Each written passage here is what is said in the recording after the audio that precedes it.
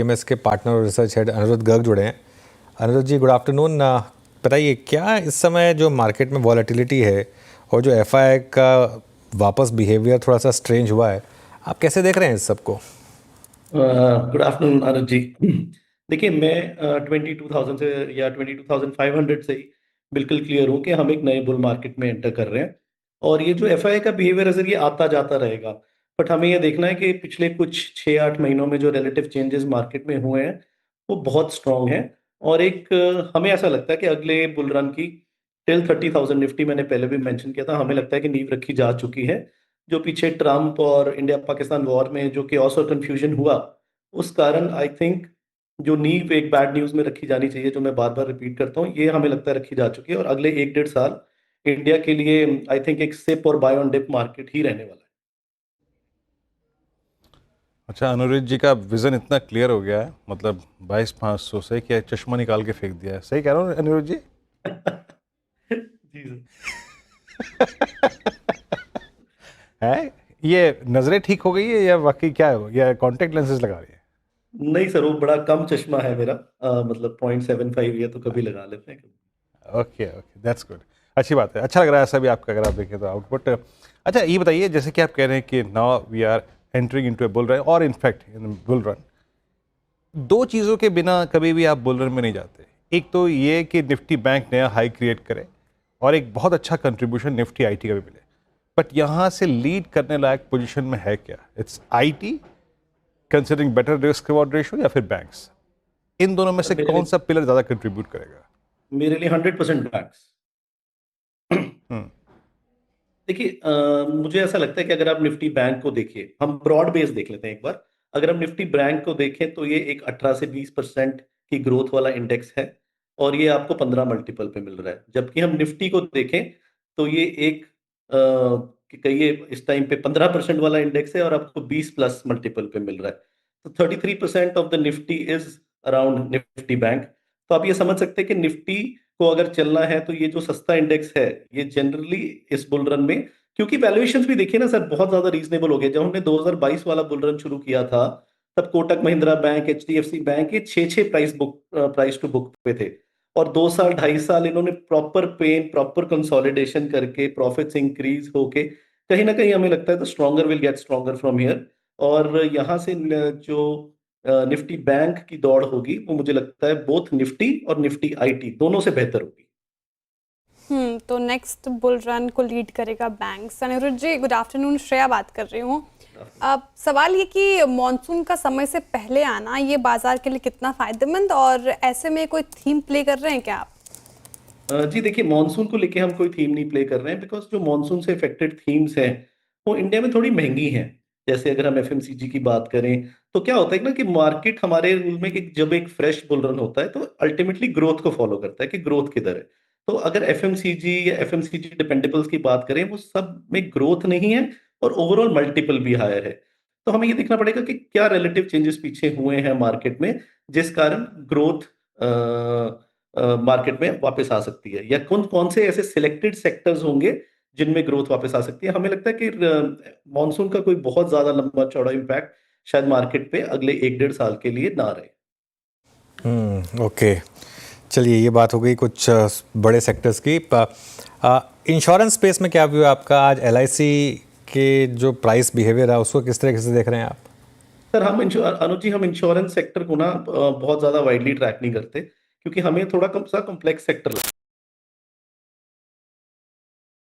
ज्यादा हमें अच्छी तरह ट्रैक करना आता है, तो हम फाइनेंशियल्स पे ज्यादा अच्छी पोजीशन रखते हैं।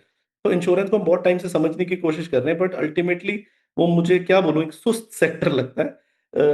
तो इसलिए हम, क्योंकि हम ग्रोथ ड्रिवन पीएमएस हैं या ग्रोथ ड्रिवन हमारी साइकोलॉजी है, तो हमें इतना इंश्योरेंस सेक्टर कभी अट्रैक्ट नहीं कर पाया अनुज जी। सो इसको मैं पर्सनली ज्यादा ट्रैक नहीं करता। ओके, ये हो गया इंश्योरेंस स्पेस की बात। एक दो स्पेस और अब यहाँ से आगे लेके चलते हैं। मतलब अनिरुद्ध जी जिस बुल रन की बात कर रहे हैं उसमें पार्टिसिपेट पॉसिबली करेंगे। पिछले 3 महीने के प्राइस सेक्शन में जब से ये रेट कट का क्रम शुरू हुआ है अनिरुद्ध जी, रियल स्टेट ने पार्टिसिपेट किया है, ऑल दो नॉट एग्जैक्टली सेम, मतलब जो अपनी हिस्टोरिकल हाइसेस को तो मैच नहीं किया है, बट यही तो डिफरेंशियल हमें प्ले करना है। रियल स्टेट को कहाँ रखेंगे आप? बैंक्स के साथ जो रेट सेंसिटिव जुड़ते हैं उसमें आप रियल स्टेट या फिर ऑटो, इन दोनों में से किसको तवज्जो देंगे ज़्यादा? डेफिनेटली रियल एस्टेट सर, क्योंकि हमें ये लगता है कि मार्केट में जो ये थर्ड रन चलता है जिसमें मार्केट्स ऑलरेडी एक महंगे मल्टीपल से चल रही है, हम कोई 2022 या 2020 की तरह एक बहुत लोअर बेस से नहीं चल रहे। तो जितनी भी ये ऑटो साइकिल है, मैंने पहले भी बहुत बार मेंशन किया है कि ऑटो साइकिल मुझे ऐसा लगता है कि इस रन का बहुत बड़ा खिलाड़ी नहीं रहेगा, क्योंकि जो एक रिप्लेसमेंट थ्योरी होती है ऑटो में वो ऑलरेडी प्ले आउट कर चुकी है पिछले 4 से 5 सालों में। और यहाँ कहीं ना कहीं हमें हम देख भी रहे हैं और आगे जाते भी हमें ये जो ऑटो सेक्टर है इसमें हमें कुछ प्रॉब्लम्स देखने को मिल सकती हैं, लाइक अनसोल्ड इन्वेंट्रीज। और ऑल्सो मुझे ये लगता है कि there is gonna be a major impact, जो ये फ्री ट्रेड एग्रीमेंट्स हो रहे हैं, जिससे आने वाले टाइम पे जो इंडियन ऑटो प्रोड्यूसर्स हैं, स्पेशली इन फोर व्हीलर्स, उनको आने वाले टाइम में बहुत कंपटीशन आ सकता है। तो कहीं ना कहीं हम ऑटो सेक्टर पे बुलिश नहीं है, बट अगर रियल एस्टेट सेक्टर में अगर कंपेयर करना हो तो रियल एस्टेट सेक्टर हमारे हिसाब से मच बेटर है। आप ऑन ग्राउंड टेलविंड्स ही देख लीजिए कि प्रोजेक्ट्स जितने भी, again the series is the same, ultra luxury, luxury, medium and then low. तो कहीं ना कहीं अल्ट्रा लग्जरी और लग्जरी में अभी भी जो टेलविंड्स हैं वो बहुत बरकरार हैं, और हमें लगता है रियल एस्टेट सेक्टर आने वाले कुछ साल, couple of years under perform तो नहीं करेगा। ओके, रियल्टी सेक्टर आपको थोड़ा बेहतर पोजीशन पे लग रहा है। लेकिन अनुरुद्ध जी, जितना आपने रिजल्ट देखा अभी, मतलब Q4 समाप्ति होने वाला है, कैसे लगे आपको नतीजे? कोई ऐसा स्पेस जहां पर आपको विजिबिलिटी ज्यादा दिख रही हो जो ग्रो करेगा? और मैम देखिए, बैंक्स और रियल्टी को छोड़ दें अगर तो जी हमें एक तो अपना सेक्टर ही सबसे अच्छा लगता है। आई थिंक ये हमारा टाइम है, और ये स्टॉक मार्केट इंटरमीडिएटरीज जितने भी हैं, जो भी अपने चीज में एक्सपर्ट हैं, I think they will have valuations जो अभी हमने सोची नहीं है। क्योंकि देखिए, एक फंडामेंटल शिफ्ट को करने में बहुत समय लगता है, और सेबी ने, एम्फी ने जो पिछले 20 साल की मेहनत करी है to bring in a change, वो इंडिया में आ चुका है। कहीं ना कहीं इंडियन रिटेल की जो साइकोलॉजी है, from the FD culture to the equity culture, वो आ गई है। तो आने वाले कुछ टाइम में जो इनको सिक्लिकल कंपनीज का मल्टीपल दिया जाता था, वहां से ये चेंज हो रहे हैं। और तो आप कोई भी कंपनीज लीजिए, चाहे वो एएमसीज हैं, चाहे एक्सचेंज है, चाहे कोई डिपॉजिटरी है, चाहे कोई अच्छे ब्रोकर हैं, बस आपको ये देखना है यहाँ पे आपके अच्छी मैनेजमेंट्स कौन सी हैं, और उन मैनेजमेंट्स को एक अच्छा, मुझे लगता है, दर्जा दिया जाएगा। ऑल्सो मुझे ऐसा लगता है capex and capex related companies, चाहे वो प्राइवेट केपेक्स है चाहे वो पब्लिक केपेक्स है। प्राइवेट केपेक्स में अगर आप देखिए, आपको हॉस्पिटल्स में बहुत ग्रोथ इंडिया में आने वाले टाइम पे दिखेगी इनके। अगर आप देखिए प्लान्स जो केपेक्स के कुछ सालों में हैं। अगर पब्लिक केपेक्स में देखें, वो तो हमें पता ही है कि रेलवेज, डिफेंस, इंफ्रास्ट्रक्चर, पावर, ये सेक्टर्स अभी भी इंटैक्ट है। इनमें से वो कंपनीज जिनकी अर्निंग विजिबिलिटी या ऑर्डर बुक विजिबिलिटी अच्छी है, उन कंपनीज पे हमेशा अगले कुछ सालों के लिए ध्यान रखना चाहिए। और कहीं ना कहीं हमें ये भी लगता है कि तो थोड़े अब महंगे हो गए हैं फार्मास्यूटिकल, सीडीएमओ सीएमओ स्पेस भी इंडिया में। अभी there is still seem left, but थोड़ा सा हम इससे बैक ट्रैक फार्मा से इसलिए अब हमने रिसेंटली किया है, क्योंकि हमें ये जो अमेरिकन प्रेसिडेंट है, इनकी पॉलिसी से अलूफ पोर्टफोलियो बना रहे हैं। इनकी रोज स्टेटमेंट चेंज हो जाती है, और हम सोचते हैं कि जब कुछ ऐसा पोर्टफोलियो बनाया जाए जिनमें इनकी स्टेटमेंट्स का फर्क ही ना पड़े। वो तो खैर बिल्कुल सही कहा आपने, वो बन जाए ऐसा पोर्टफोलियो तो हमें बता दीजिएगा।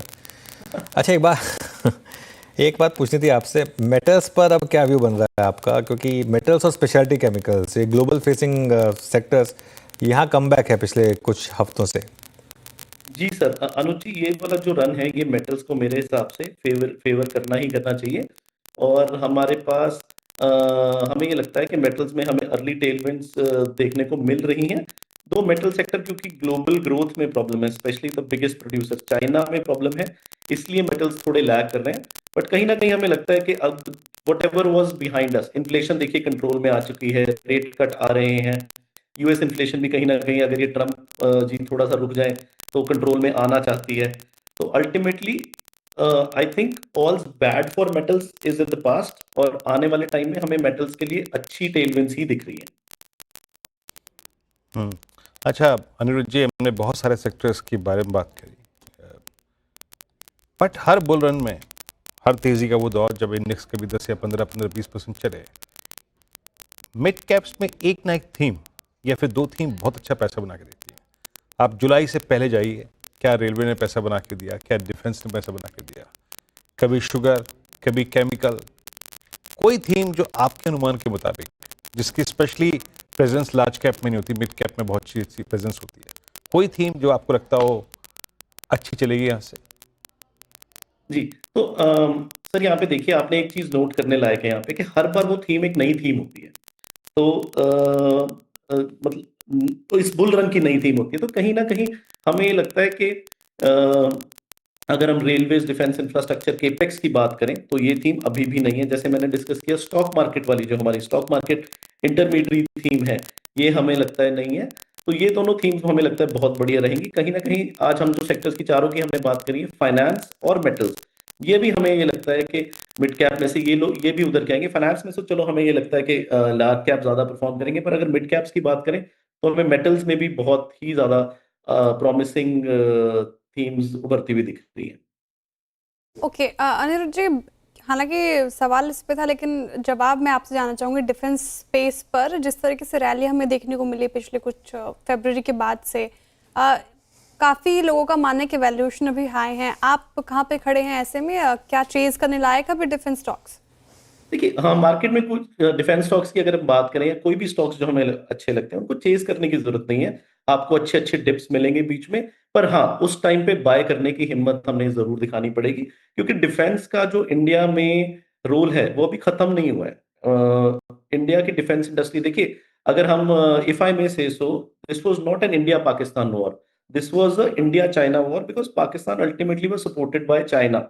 सो समवेयर हमें अपनी defence capabilities both on ground, in air and sea बढ़ानी ही बढ़ानी पड़ेंगी। और देखिए, क्या कहते हैं कि हमारे जो रिसर्च के डिफेंस को देखते हैं, वो ये बोलते हैं कि हम जितना भी जोमेटो ऑर्डर कर लें, पर घर में खाना बनाना तो सीखना ही पड़ेगा। तो डिफेंस में वो चीज है, हमें घर में डिफेंस बनानी सीखनी पड़ेगी। और Indian defence I think is very rightly poised for it. आप ऑर्डर बुक्स देखिए, जिस हिसाब से सरकार ऑर्डर्स दे रही है, हमें स्टॉक प्राइस को छोड़ के हमें ऑन ग्राउंड सरकार क्या कर रही है उसको देखना चाहिए। और कहीं ना कहीं जब हमें लगे कि इनमें एक अच्छा डिप आया, तो कहीं ना कहीं निबल इन तो जरूर करना चाहिए। It should be a part of your portfolio, at least 10 to 15%। 10% तो एटलीस्ट डिफेंस आपके पोर्टफोलियो का पार्ट जरूर होना चाहिए, बिकॉज इंडिया का बहुत ही अपकमिंग सेक्टर है।